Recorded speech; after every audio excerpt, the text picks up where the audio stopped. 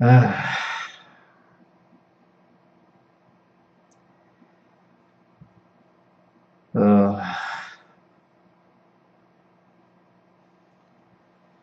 uh, Henry Boogie Danielson. That's how I feel about this film. I tried, really tried to like Man of Steel. I wanted to so badly. It's not a case of me overhyping the movie. It's not a case of me like, building it up to be something that I thought it was going to be like the best film ever, and then you go in and you're disappointed. It wasn't. I wasn't disappointed really. I wanted to like it. I was looking forward to it. But the problem is, I feel that film treated me like an idiot. Not me specifically, but the audience like an idiot. A collective idiot, if you will. A worldwide large idiot. I don't know where I'm going with this. But anyway, the there's so many problems with Man of Steel, it's unreal. And the annoying thing about it is that it has some good things in it. And sometimes that's more annoying than a film that is just awful right through. Then you can kind of write it off. But it's really annoying when you have a film that could have been good. There are elements in there where you're like, oh man, they were so close to actually having something that was good. But every time I thought, here we go, it's going to redeem itself, it just slapped a big sticker on my face saying, you're an idiot. We will take your money and we will treat you like you don't understand anything. And I think if people are honest, I think there's a lot of people that feel that way about Man of Steel, but it does seem to be a movie that's really divided people. Most of the critics seem to think that it was not very good, but you've got loads of fans who are like really ardently defending it. They are defending it to the hilt, saying, you're an idiot. If you don't like this film, you're an idiot. Look, just before I really get into this review, I want to say that I understand some people love a franchise, or they love a source material, or they really wanted to enjoy this film. And then, do you know what? If you genuinely did, I'm happy for you. I really am happy for you. But I didn't, and I think that there are a lot of problems with it. That doesn't mean that I'm nitpicking. That doesn't mean that I'm one of these people that's like being protective of Christopher Reeve and the original franchise. No, nothing like that. Because the approach that I believe you should take when you're reviewing a film or looking at a film and deciding whether you think it's any good or not is judge it on its own merits. Judge it on its own merits. Take away um, any sort of, well, that's my phone going. Take away any preconceived ideas you have about directors, about the cast, about the source material, about previous versions, anything like that, and just judge it on its own. Does it work? Does it hold together? And the problem with Man of Steel is its script is so lazy and stupid that even though there are good things in the movie, it just crumbles under its own weight because the script can't support what I think some of the people in the movie were trying to do. So if you haven't seen Man of Steel, I'm sure you know the Superman mythos. I'm sure I don't need to go into it, but I'm going to anyway in case you haven't, you don't know what Superman is. I'm sure you do. But anyway, in this version of Superman, we start off once again with the planet Krypton, this far off, distant planet, which is on the verge of exploding. I can't bother going into the reasons, right? It's something to do with them becoming isolationist and using up all the natural resources and then tinkering with things that they shouldn't tinker with. And basically, the planet is going to die and everyone on it is going to die. You have Jor-El, played by Russell Crowe, who is arguing that what they need to do is try to save the Kryptonian race, that everybody on the planet is already dead, but what they need to do is start looking to the stars, try and get as much of the DNA of, I don't know why I said it like that, DNA, the DNA of the Kryptonians out into the stars to try and basically reseed other planets, because they have this thing, I think it's called the Codex. They established that on Krypton that they don't have any natural births or anything like that. They actually have this genetic manipulation program where everybody there is bred for a specific purpose. Maybe a soldier, maybe a scientist, maybe a teacher, or you might be, I don't know, a city sweeper. But you're genetically bred to have a specific role. And Jor-El and his wife decide that they're going to have a natural birth, which is against the law. It's like heresy, but they do. And the product of that natural birth is Superman. So anyway, well, Kal-El, he's not Superman at this point. I'm doing a really good job of synopsizing this movie. So Jor-El wants this sort of council that's running Krypton to try to send off ships that will go and grow new types of Kryptonians elsewhere and reseed the universe, but no one wants to listen to him. At the same time, you have Michael Shannon, who plays General Zod, who is this character who was obviously once a sort of hero for the Kryptonian people, but now he believes that the council have all betrayed the Kryptonians, and he wants to run things, so he organises a coup.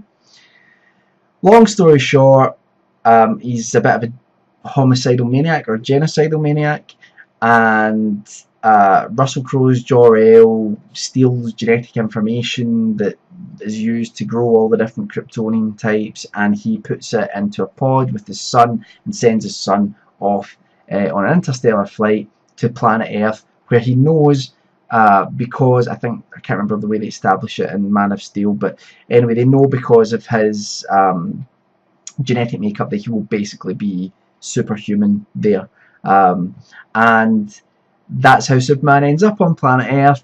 He's found by the Kent couple who are played by Diane Lane and Kevin Costner, and they raise Kal-El as their own.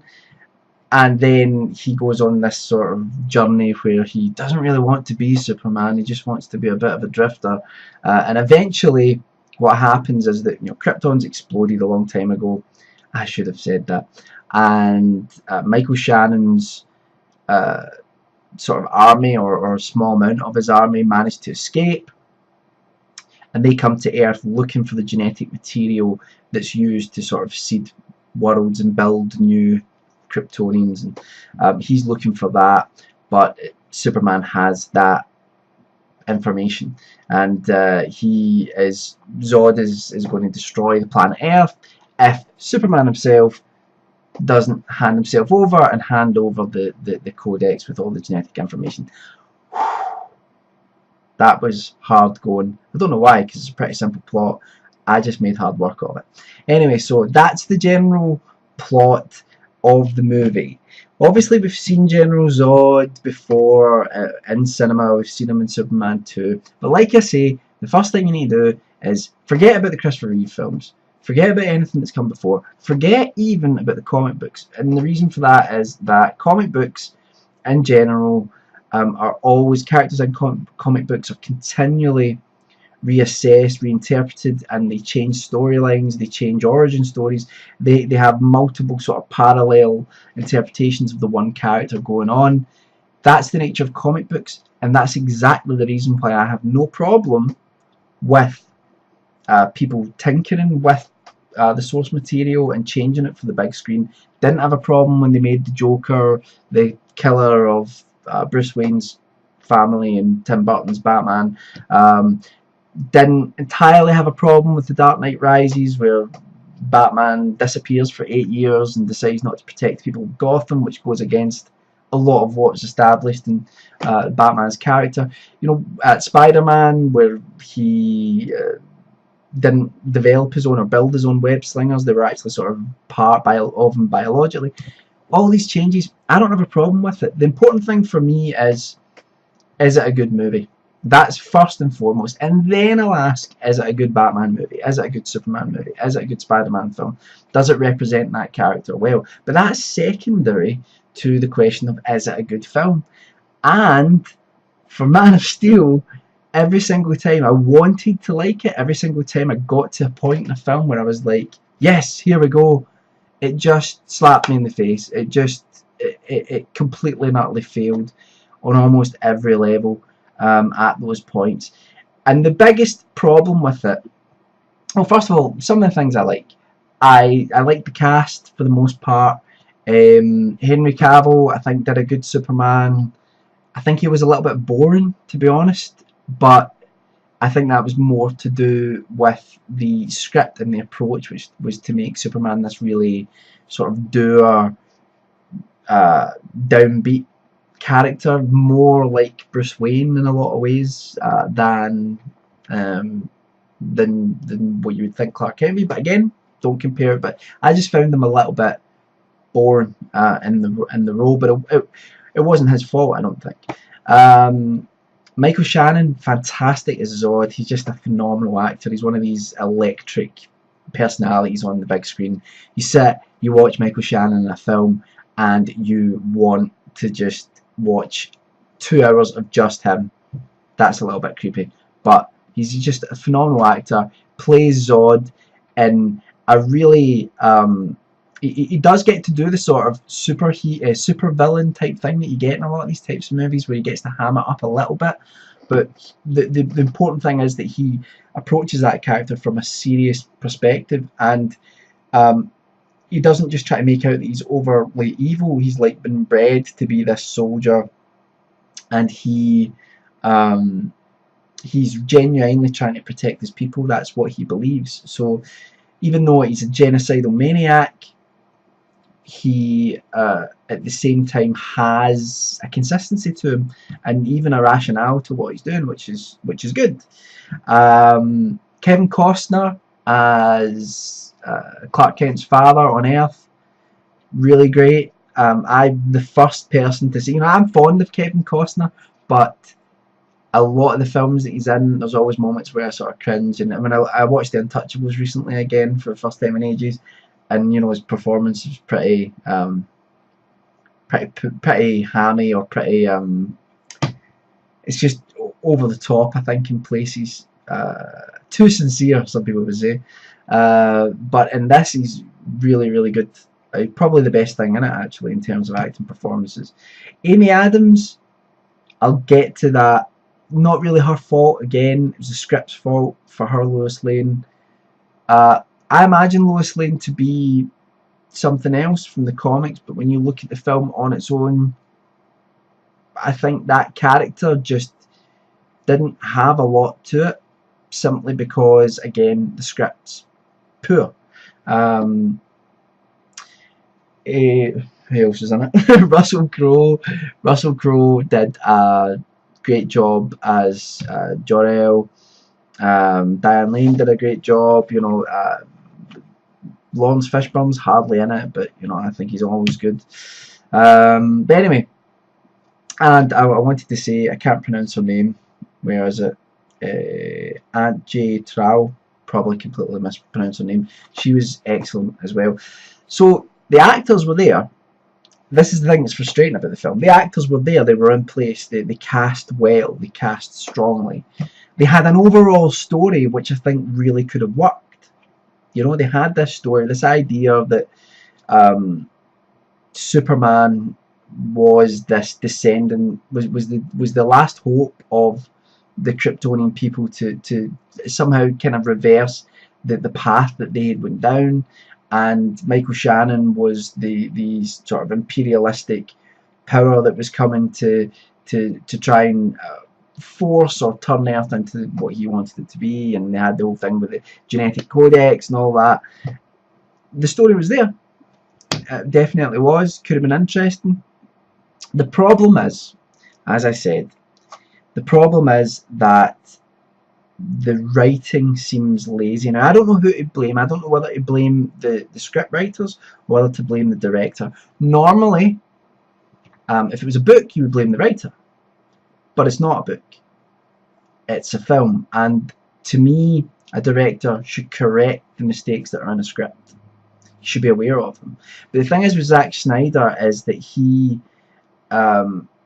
is so worried about the visual spectacle. Everything is about the visual spectacle in his films, that he just forgets, takes his eye off of everything else. And with Man of Steel, it felt like they were trying to do Superman in a grounded way. They were trying to approach it in the same way that they did with Christopher Nolan's Batman movies, and Christopher Nolan was involved in this.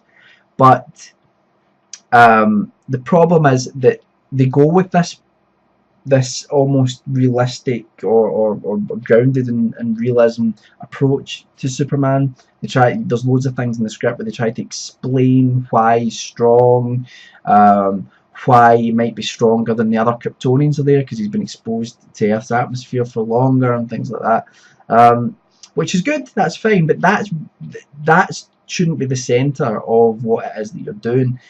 And it just felt like Zack Snyder tried to establish through half of the film that he was going for this realistic approach, that he was going for this psychological approach to Superman, to build him up to be more than what a lot of people think he is. Because a lot of the problems that people have with Superman as a character is that he's boring, because he's just perfect. If you read the comics, you'll know it's just not the case. But that's the image that a lot of people have of him, and I think they tried to make him more interesting. The problem is that they didn't really make him more interesting. They just made him a bit of a grump more than anything else, to be honest. I'll give you, like, I can sum up. There was one scene, and this is going to be a spoiler, so if you haven't seen it, go and watch it and come back and watch this video. There's one scene that sums up this entire movie and the entire approach to the writing, and that's a scene where Clark Kent's father dies. They're travelling as a family down a highway somewhere in America, and there's a hurricane basically that touches down on a twister, and tornado. And he's arguing with his father. Clark Kent's arguing with his father. They get out of the car. They run to this. I think it's underneath a bridge or something like that, to shelter. And there's a lot of other people doing the same on this road. And then they realise they've forgotten their dog in this car. And Kevin Costner goes to get the dog. He ends up injuring himself. He gets out of the car. Tornado's coming towards him.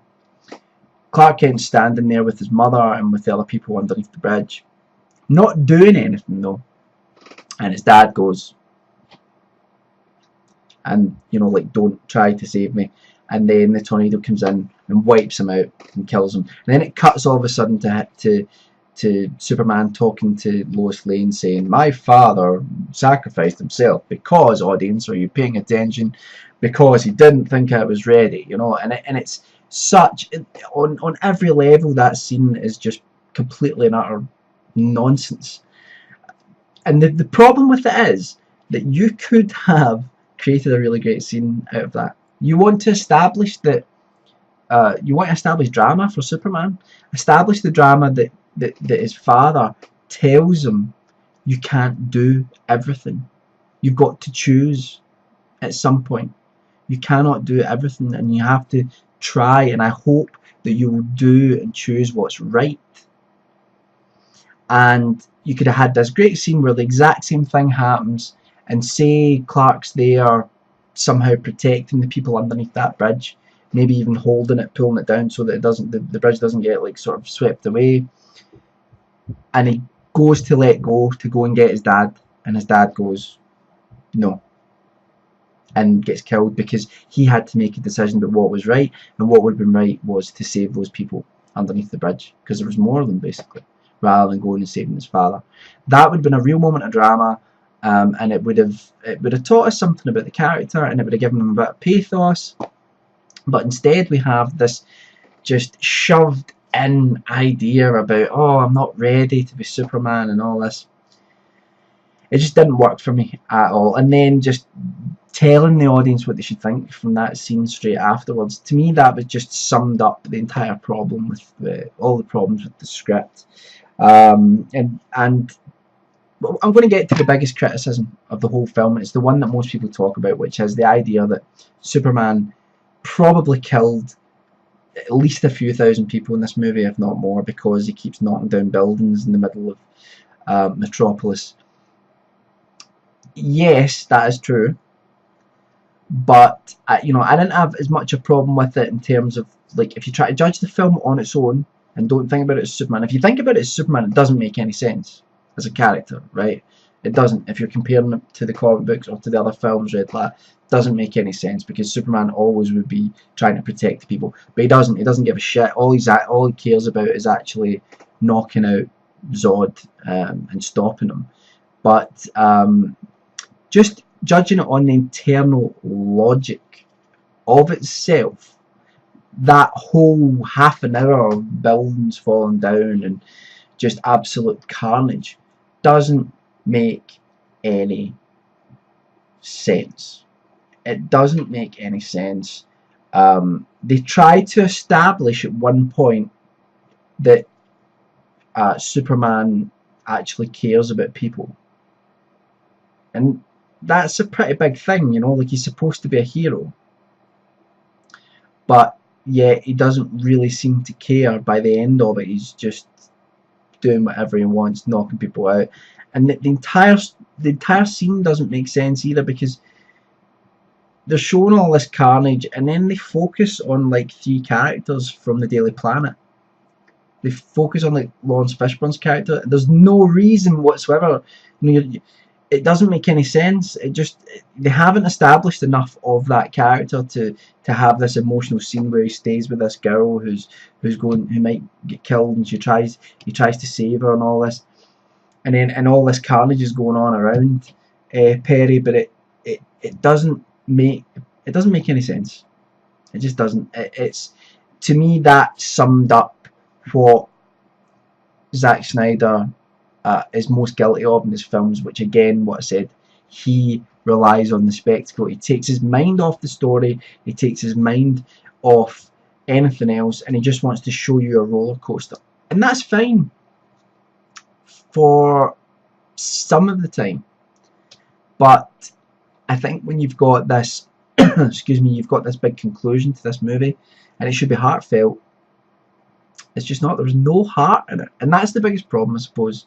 All in all, if I summed it up, there's no heart in this movie. They try to give it, but it feels fabricated, and it does just descend into people punching each other. And maybe Zack Snyder felt that, you know, people had always been talking about, oh, we want to see Superman fighting someone, so he thought, well, I'll give you a fight. But it would have been, you know, you've got to create drama in a scene. There's no drama in those scenes at the end, because you don't feel that Superman's in any danger at any point, just because of the very nature of him. And the drama that would have been brought about by him trying to fight Zod at the same time as trying to save all the people there. And again, bringing back to this idea, make a choice. You've got to make a choice at some point, and he makes the choice. But you don't get any of that. You don't get any of that drama. It just doesn't make any sense. And I did like, I know some people didn't like it, but and some people have disagreed that this actually happened at all, but I've watched it back. They definitely have Christopher Reeve's face in the film at one point. They've sort of sneaked it in for a few frames at some point in the film, which was pretty cool. I enjoyed it, just seeing him again for like 2 seconds. But again, if you're trying to establish the whole film on its own, why would you do that? I suppose it's to show respect for what he achieved, because he was so iconic in the role, which is cool. But let's see if I got through all my criticisms. Yeah, there's more. There is more, but I have no idea how long I've been talking for, and this is getting ridiculous. I told myself I was going to stop doing long reviews, but and I realised this review's been a bit all over the place. But really, I just want a Superman movie that makes sense. That's all. Just a Superman movie that makes sense. I don't think it's too much to ask for. And people are like losing their minds at the criticism. If anyone criticises this movie, if anyone levels anything against it, yeah, there are good things in it. And by the way, the score is phenomenal. I've been listening to that score all the time. Man of Steel score by Hans Zimmer's fantastic. But Zack Snyder's been like coming out afterwards and trying to justify things in the movie, like, and this really bugs me.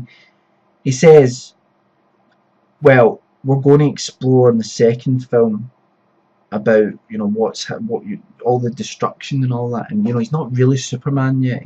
But he'll get to that character, you know, so that's why he wasn't really thinking of what he's doing, and we'll explore those issues. There is not one hint in this film that anybody is bothered by the destruction that's been caused at the end.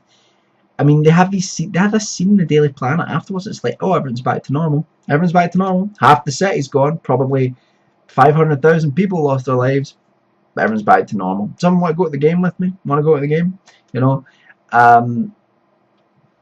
And Zack Snyder's trying to tell us that it's all been deliberate, that they did all of that.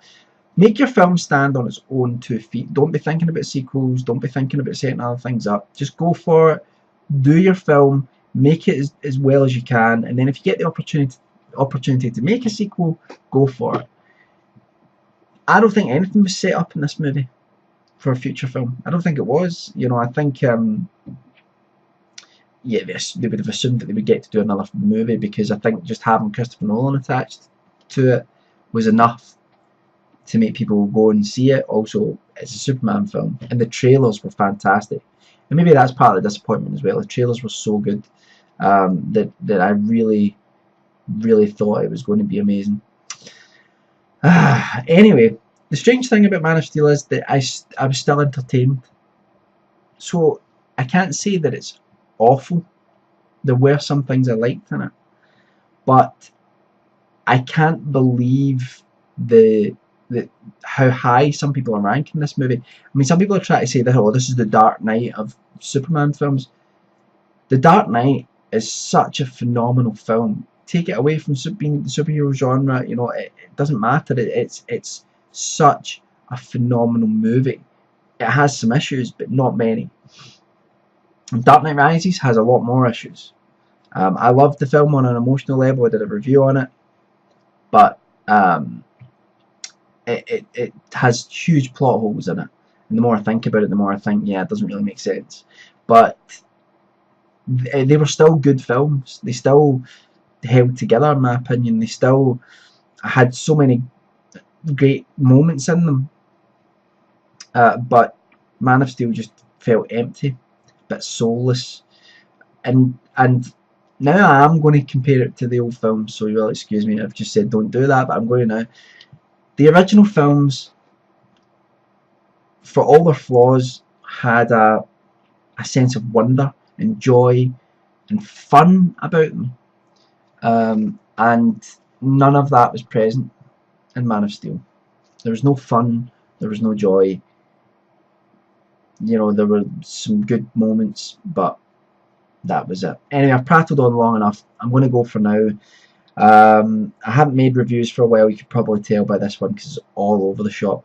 But I'm getting back slowly into YouTube. I've been away really for most of the year, but I'm going to get back into doing it. So a few more reviews coming up soon. Check out the Facebook page below, and I'll see you all soon. And let me know what you thought of Man of Steel. I just continually shake my head. Looking forward to it. But the problem is, I feel that film treated me like an idiot. Not me specifically, but the audience like an idiot. A collective idiot, if you will. A worldwide, large idiot. I don't know where I'm going with this. But anyway, there's so many problems with Man of Steel, it's unreal. And the annoying thing about it is that it has some good things in it. And sometimes that's more annoying than a film that is just awful right through. Then you can kind of write it off, but it's really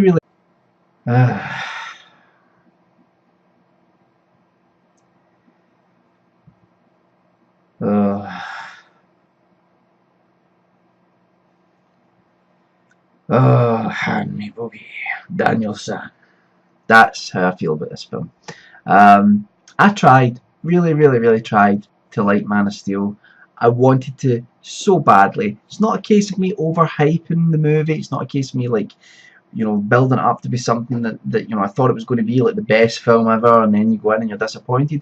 It wasn't. I wasn't disappointed, really. I wanted to like it. I was looking. You've got loads of fans who are like really ardently defending it. They are defending it to the hilt, saying, "You're an idiot. If you don't like this film, you're an idiot." Look, just before I really get into this review, I want to say that I understand some people love a franchise, or they love a source material, or they really really wanted to enjoy this film. And then, do you know what? If you genuinely did, I'm happy for you.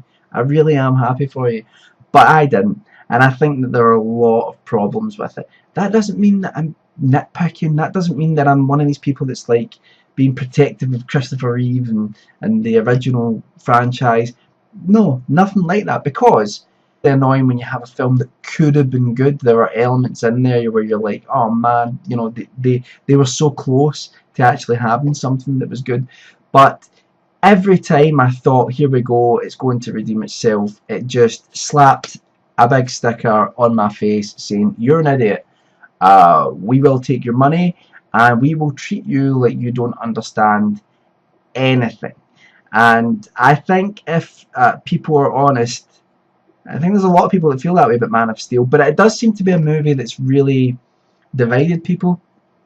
Most of the critics seem to think that it was not very good. But the approach that I believe you should take when you're reviewing a film or looking at a film and deciding whether you think it's any good or not is judge it on its own merits. Judge it on its own merits. Take away any sort of, well, that's my phone going, take away any preconceived ideas you have about directors, about the cast, about the source material, about previous versions, anything like that, and just judge it on its own. Does it work? Does it hold together? And the problem with Man of Steel is its script is so lazy and stupid that